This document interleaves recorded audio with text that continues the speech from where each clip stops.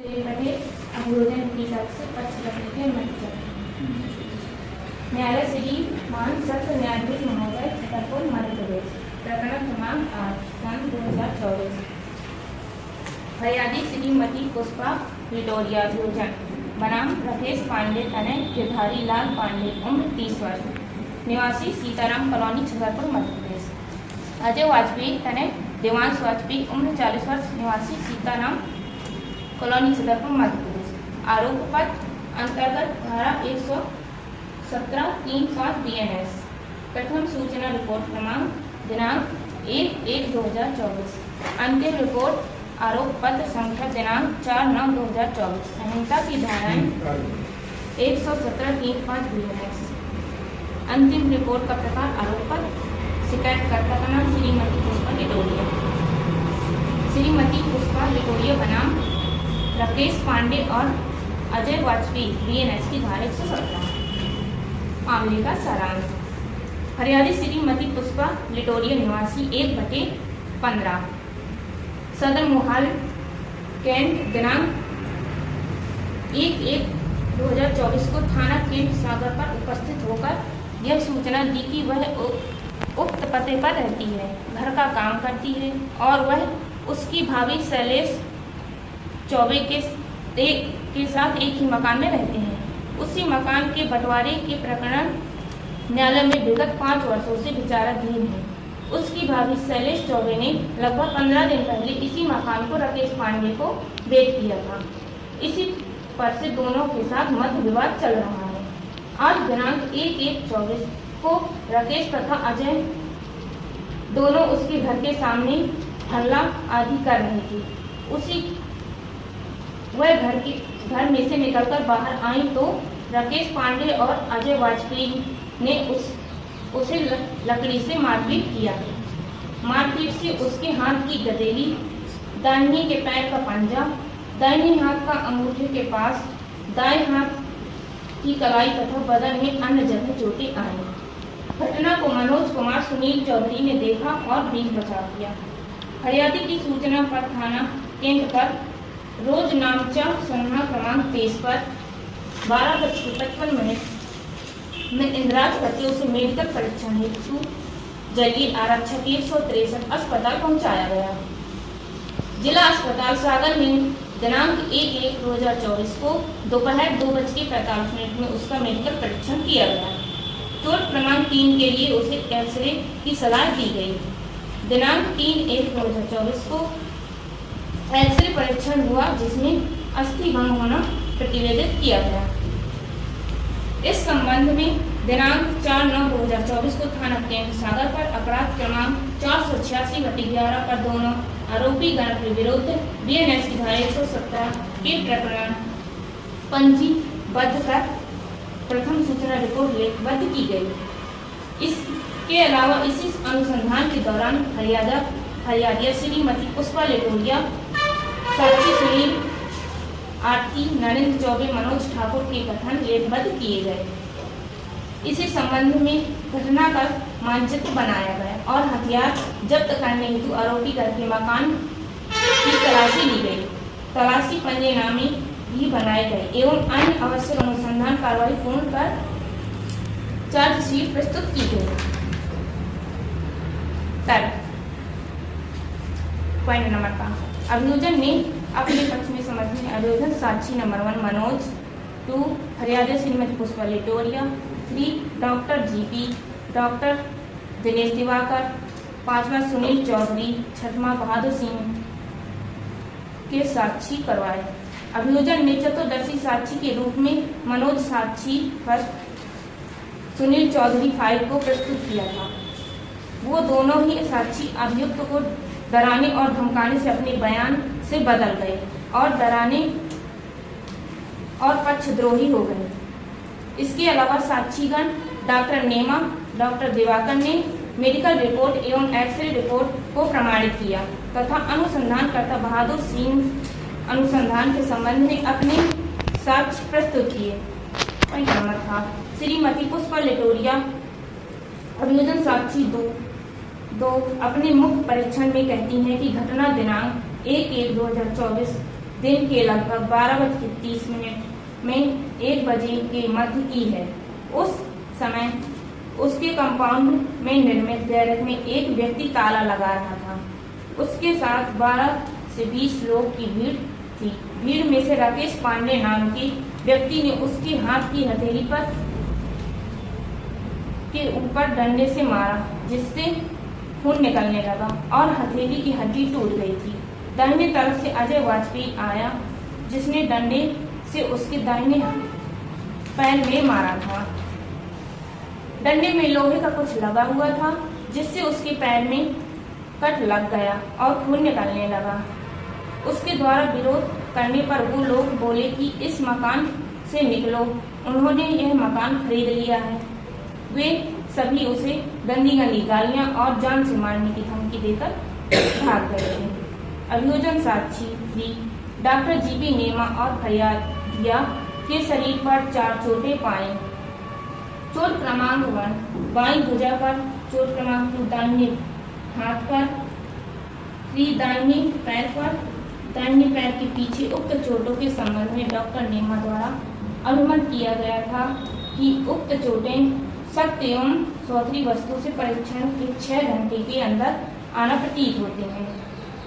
चोट क्रमांक 4 को अस्थि विशेषज्ञ को दिखाने और अभिमत प्राप्त करने एवं चोट क्रमांक 3 के लिए एक्सरे की सलाह दी गई था। पॉइंट नंबर अभियोजन साक्षी को डॉक्टर दिनेश दिवाकर ने बताया कि फरियादिया के दाहिने हाथ की कलाई में रेडियस और अल्ना अस्थि के जोड़ का डिसलोकेशन होना पाया था। पॉइंट नंबर 5 आरोपी अशोक वाजपेयी ने इस संबंध में कोई साक्ष्य पेश नहीं किया, जिसके आधार पर इसे भारतीय साक्ष्य अधिनियम की धारा 11 के आधार पर संदेह का लाभ प्रदान किया जा सके। इसकी विपरीत फरियादिया के द्वारा बताए गए चोट के स्थान तथा चोटों की पुष्टि अभियोजन साक्षी 3 और 4 के द्वारा की गई तथा अभियोजन साक्षी 6 के द्वारा कार्रवाई की पुष्टि की गई। इसके साथ ही आरोपी अशोक वाजपेयी के द्वारा इसके खंडन के लिए कोई साक्ष्य पेश नहीं किया गया। इस प्रकार आरोपी अशोक वाजपेयी के द्वारा 117 BNS के तहत दंडित किया जाए। इस प्रकरण में कुछ केस प्रस्तुत करने की अनुमति चाहूंगी। धन्ना विरुद्ध MP राज 2006 JLJ 75 में यह अभिनिर्धारित किया गया है कि जहां मौखिक और चिकित्सीय साक्ष्य में परस्पर विरोध हो तब चिकित्सीय साक्ष्य को अधिमान्यता दी जानी चाहिए। सेकेंड केस मुथु नायकर एवं अन्य बनाम तमिलनाडु राज्य 10 अगस्त 1978 धारा BNS 117 के तहत अपराध के लिए दोषी ठहराया गया था और सभी आरोपियों को धारा 117 राजमणिकम की सहायता से दोषी ठहराया गया था। आरोपी पर धारा 117 BNS के तहत अभियोजन साक्षी वेदगिरी को गंभीर चोट पहुंचाने के लिए अपराध का आरोप लगाया गया था। कोर्ट केस गुरनाम सिंह अन्य बनाम पंजाब राज्य 31/2018 के प्रकरण में भी यही कहा गया था। अतः मैं श्रीमान न्यायालय से निवेदन करती हूँ कि सभी साक्ष्यों की गुणवत्ता को ध्यान में रखते हुए विवेकपूर्ण निर्णय दिए जाकर आरोपी को दोष सिद्ध करके BNS की धारा 117 के तहत स्वेच्छापूर्ण उपस्थिति कारक करने के लिए 7 वर्ष की सजा या जुर्माने से दंडित किया जाए। Thank you sir. अपना पक्ष रखने की अनुमति चाहता हूँ। सर जैसे कि हमारे शासन में बताया है अपना पक्ष रखा है तो उसकी बात में खंडन करना चाहती हूँ। सर आरोपीगण के विरुद्ध धारा BNS की धारा 117 सहकटित धारा 34 भागवी के अधीन अपराध का आरोपी विचित कर पढ़कर सुनाया समझाया गया, जिसे आरोपीगण ने अस्वीकार किया। आरोपीगण का परीक्षण अंतर्गत धारा 313 दंड प्रक्रिया संहिता संपन्न किया गया, जिससे आरोपीगण ने अभियोजन साक्षीगण के कथन में आए सभी सारवान तथ्यों से इनकार करते हुए अपनी प्रतिरक्षा में यह अभिवाद किया कि फरियादिया पुष्पा लिटोरिया की भाभी श्रीमती शैलेश चौबे और उसके पति अपने स्वामित्व के जिस मकान में रहते थे उस मकान की वसीयत श्रीमती शैलेश चौबे द्वारा आरोपी राकेश पांडे के हित में उसकी सेवा से प्रसन्न होकर उनके नाम कर दी थी।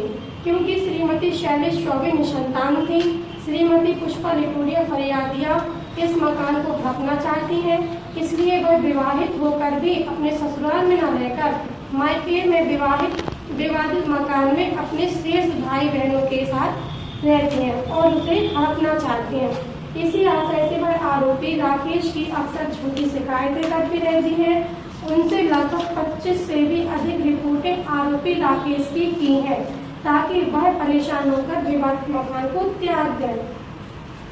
आरोपी राकेश ने अपने बचाव में दूसरा अभिभाग प्ली ऑफ LLB का दिया है कि वह घटना दिनांक को घटना समय के काफी पहले से अपने कर्तव्य स्थल जनपद पंचायत राहतगढ़ पर चला गया था और दिन भर वहीं पर रहा था।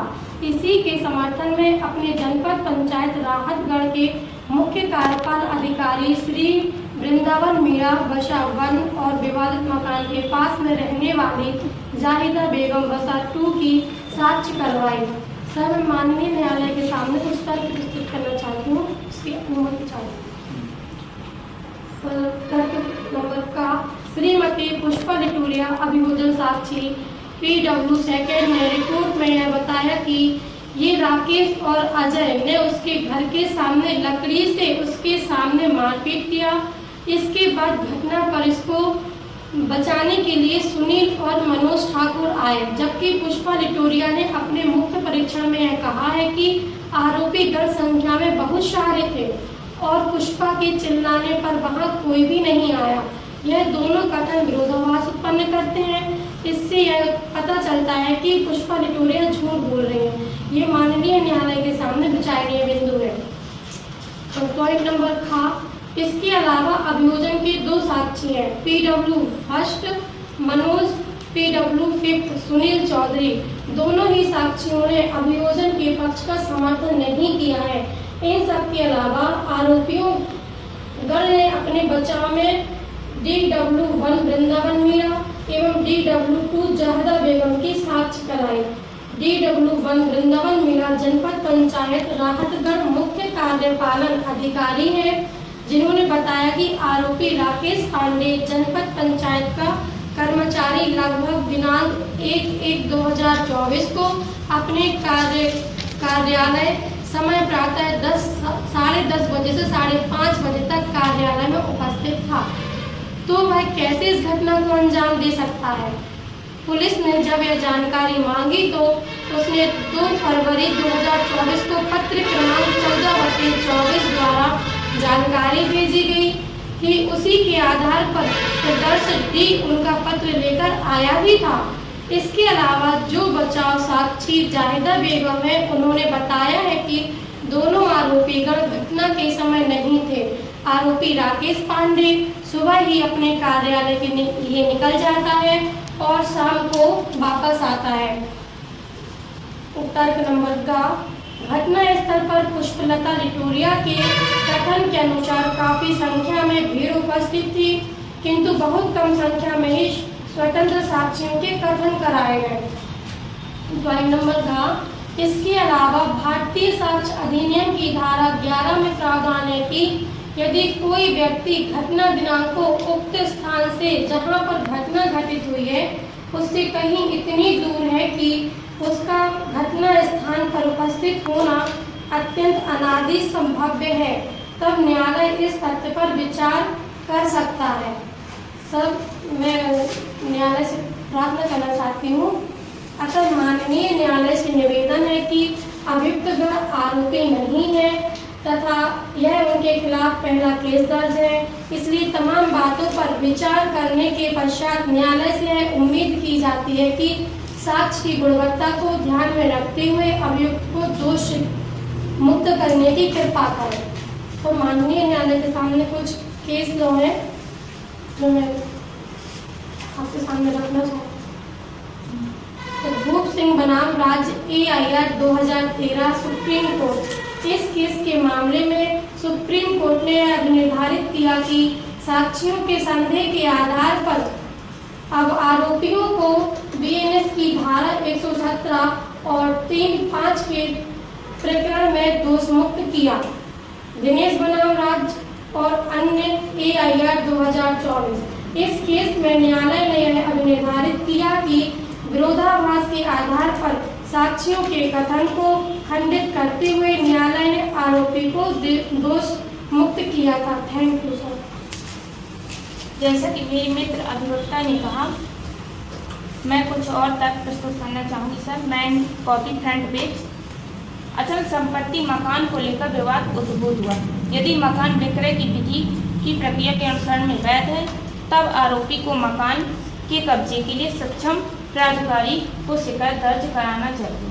फिर भी यदि शिकायत का निवारण नहीं होता, तो उसे बिल निर्दिष्ट अनुतोष अधिनियम के तहत कब्जे की प्राप्ति के लिए वाद दायर करना चाहिए। इस प्रकार बलपूर्वक कब्जे से बेदखल करना तथा मारपीट प्राप्ति करना आपराधिक कृत्य की श्रेणी में आता है। विधि का यह समान सिद्धांत है कि इससे समाज में जो भी विधि का संतुलन है, उस पर विपरीत प्रभाव पड़ता है तथा इस प्रकार समाज में अन्य लोगों पर भी प्रभाव पड़ता है। Thank you sir.